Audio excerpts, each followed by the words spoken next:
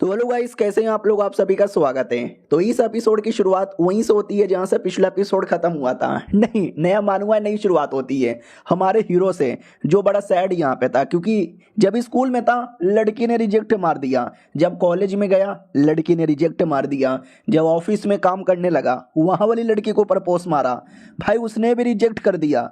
हर जगह से रिजेक्ट हो चुका है और कहता है हेलो गाइस, 28 साल का हो चुका हूँ, सिंगल प्लस वर्जन हूँ, आप लोग की तरह नल्ला हूँ, कोई भाव नहीं देता, मन तो कर रहा साला मर जाऊं, सलमान बॉय आओ और आके मुझे उड़ा दो।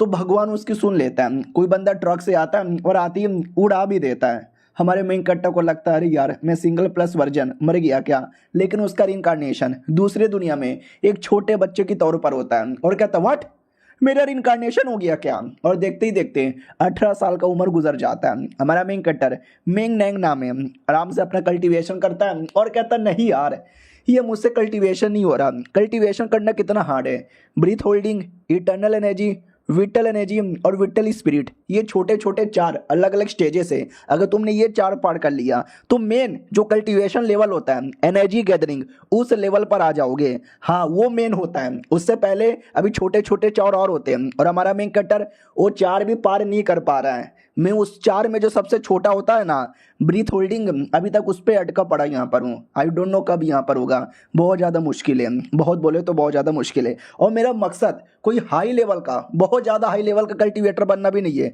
और जो पहला स्टेज होता है एनर्जी गैदरिंग, उस पर आ जाना है, लेकिन ये कर पाना भी मुश्किल है। मैंने किताबों के अंदर पढ़ा था पिछले जन्म में कि हीरो लोग आते हैं, पुनः जन्म लेते हैं, एक बार में स्ट्रॉन्ग बन जाते हैं। मेरे साथ तो ऐसा नहीं हो रहा। उससे मुझे याद आया, मेरे गाँव में एक बंदा है जो एनर्जी गैदरिंग के 3rd लेवल पर ही है, लेकिन बड़ा स्ट्रॉन्ग है।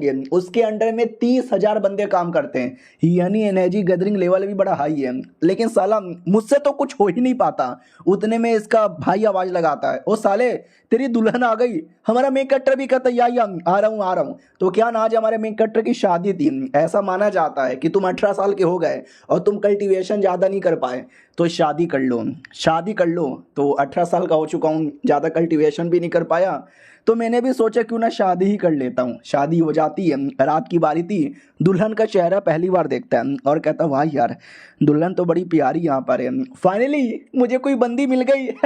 तुम लोग तो अभी भी सिंगल हो ना, बहुत प्यारी है यार, बहुत ज़्यादा प्यारी है, क्या करूँ डरे गोप गोप। ना ना यार ये गंदा गंदा लगेगा, पहले बातचीत कर लेता हूँ। और कैसी हो, सब कुछ यहाँ पे ठीक है, तुम्हारा कल्टीवेशन लेवल कितना है। ये भी कहती जो सबसे पहला होता है ना, अभी तक तो उसी पढ़ूँ। हमारा मेन कट्टा भी कहता क्या बात कर रहे हो, सच्ची में यार मैं भी अभी तक वहीं पर अटका पड़ा हूँ। हाँ, हम दोनों थोड़े कल्टीवेशन में नुबड़े हैं। वो भी कहती यार आपने सही यहाँ पे बोला। वो भी कहता भूख लगी है, ये भी कहती नहीं, ये भी कहता वेल आसमान में तारे कैसे लगते हैं, वो भी कहती बढ़िया यहाँ पे लगता है। तभी अचानक से अजीब सा मुंह बना लेती है। हमारा मेन कट्टर भी कहता है क्या हुआ, तुमने ऐसा मुंह क्यों बना लिया। ये भी कहती है नहीं आप मुझे ये बताइए, क्या मैं सुंदर नहीं लगती, क्या मैं गोरी चिकनी नहीं हूँ, क्या मैं सेक्सी नहीं लगती। हमारा मेन कट्टर भी कहता ना ना लगती हो। वो भी कहती है जब लगती हूँ हमारा सुहाग रात है, तो आप ये फालतू फालतू सवाल क्या पूछ रहे हो, क्यों ना हम दोनों चालू पड़ जाए। हमारा मेन कट्टा भी कहता अरे मेरी बीवी तो बड़ी नोटी है, चलो यार चालू पड़ जाते हैं। और वो दोनों चालू पड़ जाते हैं। अब भाई हमारे मेन कट्टर की आँख खोलती है आज से 12 साल बाद, जब उसके 3 बच्चे भी हो गए थे। वो लोग आवाज लगाते अरे पापा उठिए। हमारा मेन कट्टा भी कहता है एक सेकंड, पापा तो किसको बोले जा रहा है। वो तो डरे गले लग जाती है बीबी और कहती है थैंक गॉड अब जिंदा हो, वरना यार मैं तो एकदम रोने लग गई थी, आप कुछ बोल भी नहीं रहे थे, आपकी सांसें भी नहीं चल रही थी। हमारा मेन कट्टा पूरा डाउट में आ जाता कि हाँ ये सब चल क्या रहा है। तभी उसके सामने सिस्टम अपीयर होता है, जिसमें हमारे मेन कट्टा के बारे में पूरा डिटेल में लिखा हुआ था। सिस्टम का नाम है अनफोल्ड डेथ सिस्टम। और इसमें बेसिकली हमारे मेन कट्टा को पता चलता है कि वो मरने वाला है। फक, मैं ऐसे कैसे मरने वाला हूँ। यानी अभी मैं 30 साल का हूँ, जब मेरी शादी हुई थी जब मैं 18 साल का था, यानी 12 साल बाद आ गया। ये भी कहता रहे क्या हुआ बाबू, आप ऐसे ऐसी बातें क्यों बोले जा रहे हो। हमारा मेन कट्टर भी कहता ना अरे मैं थोड़ा कुछ और सोच रहा था। उसकी बेटी भी कहती पापा अचानक से आप बेहोश हो गए, कुछ बोल भी नहीं रहे थे, आवाज़ आना भी बंद हो गया था, मैं तो डर गई थी। हमारा मेन कट्टा भी कहता हो ये मेरी बेटी यहाँ पर है और ये पक्का मेरा बेटा होगा और ये मेरा सबसे बड़ा बेटा यहाँ पर होगा। अच्छी बात है, अच्छी बात है। तुम लोग जाओ बाहर जाके खेलो, मुझे तुम्हारे मम्मी के साथ कुछ बातचीत करना है। तो वो लोग निकल पड़ते हैं। हमारा मेन कट्टा बीबी से कहता है पास में आओ। वो भी कहती बोलो क्या हुआ। हमारा मेन कट्टा भी कहता है तुमसे कुछ बोलना है, प्लीज़ सुन के चौक मत जाना। वो भी कहती क्या बोलना है। हमारा मेन कट्टा भी कहता वेल देखो मुझे कुछ याद नहीं, मुझे आखिरी बार मालूम है क्या याद है, जब हमारी शादी हुई थी बातचीत हो रही थी, तुमने बोला कि बातचीत क्यों करना, चलो गॉप गॉप करते हैं, और हमने गॉप गॉप किया था, याद आया, बस मुझे वही याद है, उसके बाद कुछ भी याद नहीं। ये भी कहती है आपकी याददाश्त चली गई।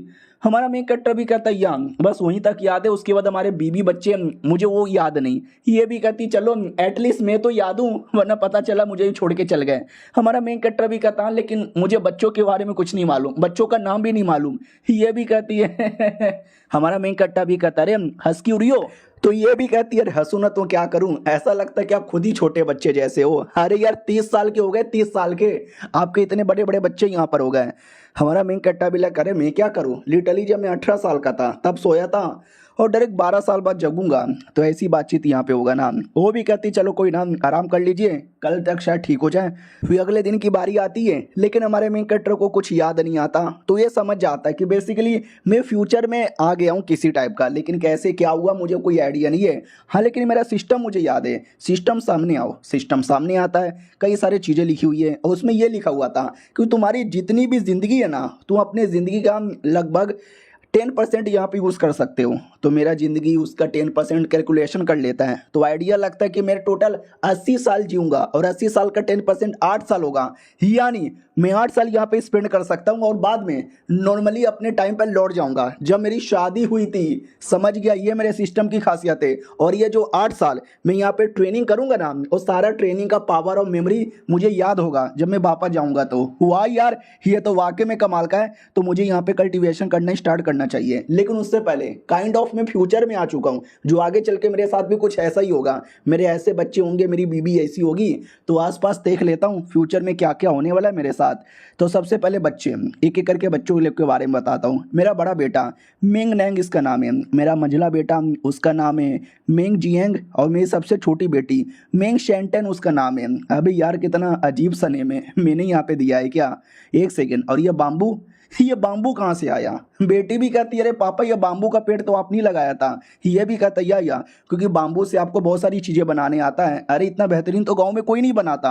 हमारा मेन कट्टा भी कहता है एक सेकंड क्या बात कर रहे हो सच्ची में। ये लोग भी कहते हैं या सच्ची में यार पापा सब कुछ आप ही बनाते हो, घर के अंदर लाते हो, घर के अंदर बहुत सारी चीजें थी और ये सब कुछ पापा आपने ही यहाँ पे बनाया है।